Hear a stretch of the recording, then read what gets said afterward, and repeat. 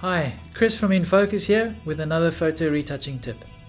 This image was downloaded from Unsplash. It's a fantastic resource for all your stock photo needs. Basically anything you want, just type in the search and you'll find it. Looking at the girl, she's obviously perfect the way she is, but this is just an exercise on retouching. Imagine if you got an email from a client and these were the requirements that she would like.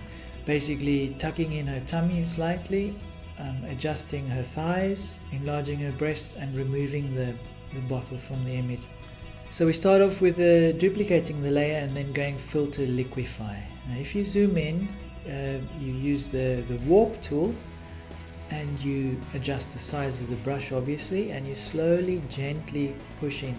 Rather do small little brush strokes rather than big ones, because a large quick brush stroke might distort the image. Make sure that if you do a lot of warping to actually warp the background as well, move the background as well.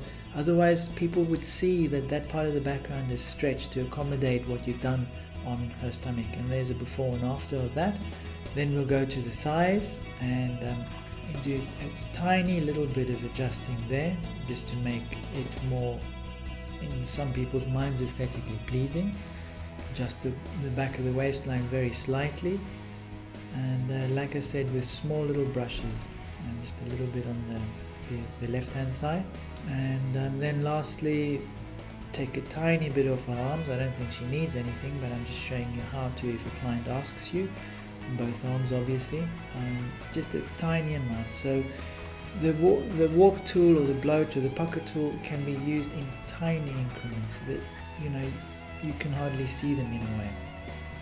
And there's the image. And then lastly as well, because I'd call it a medium retouch, we've been asked to enlarge the breast very slightly. Imagine if the client has asked that as well.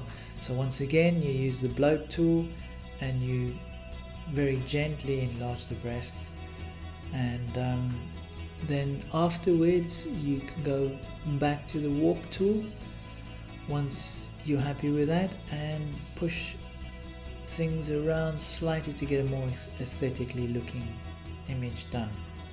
Right, and that's it. Now here's the before and after. If you click the P, you click the preview on and preview off to see the before and after. Once you've done, click OK and you save the image. I always save mine as a TIFF file. I use certain plugins that prefer TIFF to Photoshop, but it's everybody's preference. The next thing we're going to do is, the client has asked, imagine they want the water bottle removed. So you go to the trusty pen tool. The pen tool is not an easy tool if you've never used it, but if you want to be a serious photo retoucher, I'd suggest practice using the pen tool.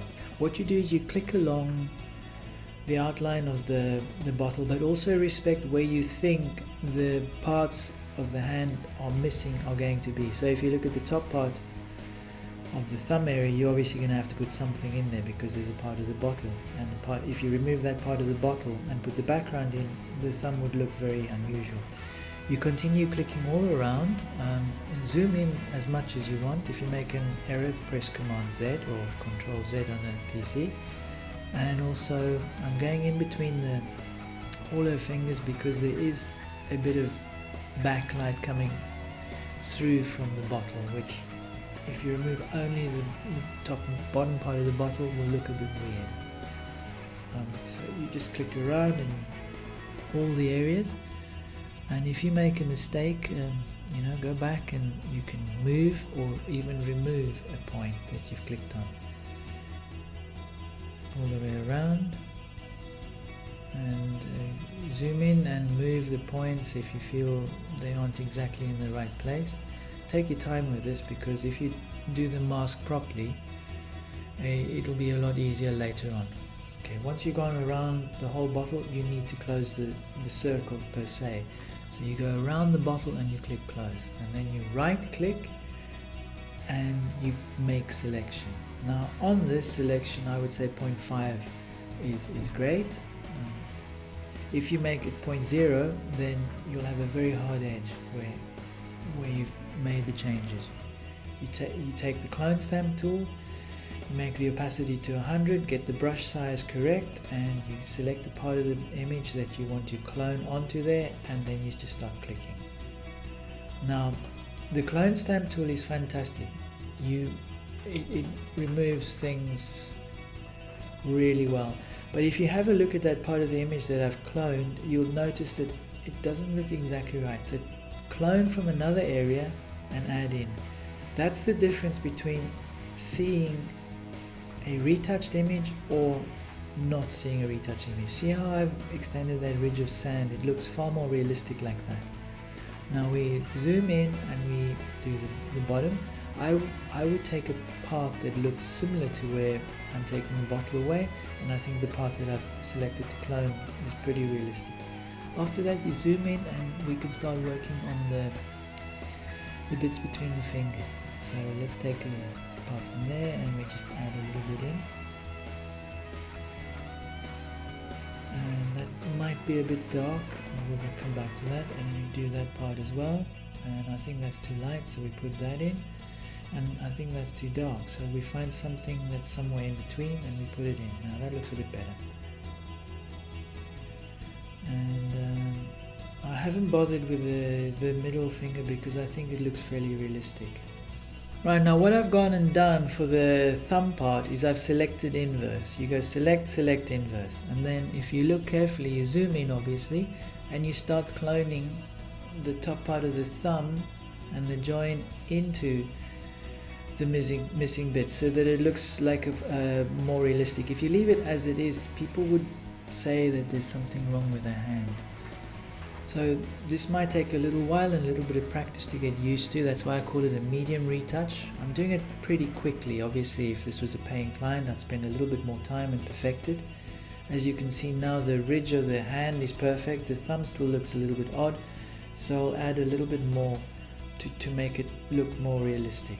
Put a little, clone a bit of darker there, and that is not too bad for a quick retouch. You click select inverse, and you can do a tiny bit of work over there. I'm cloning the finger, the part that's in the sun, a little bit more, just to make it look more realistic. How much time you spend on the retouch is entirely up to you. I have done this very quickly, just as a basic outline of what you do. Now, to make the gap between the finger a little bit more realistic, I've dropped the opacity down to around 30%, and I've stamped in a little bit extra. Now, if you zoom out after you've deselected, it doesn't look too bad for a quick retouch. And then once again, you click save. Always save your image. You never know, if you're working on a desktop PC and you have a power cut, you'll lose your project. So imagine it's happened to me. You've been 3 hours into a project and you know the power cuts and you lose all your work. So get into the habit of saving regularly. The next thing I'm going to do is get rid of tiny skin marks or cellulite, as some people would call it, or basic blemishes on her thighs. Of an opacity around 30%, you clone stamp and you'll notice that the blemishes disappear. Take your time. It takes a while getting used to using the clone stamp, the different opacities, and also the feathering. Once again, I click save. Feel free to contact me if you have any retouching inquiries, or subscribe to my channel. Thank you.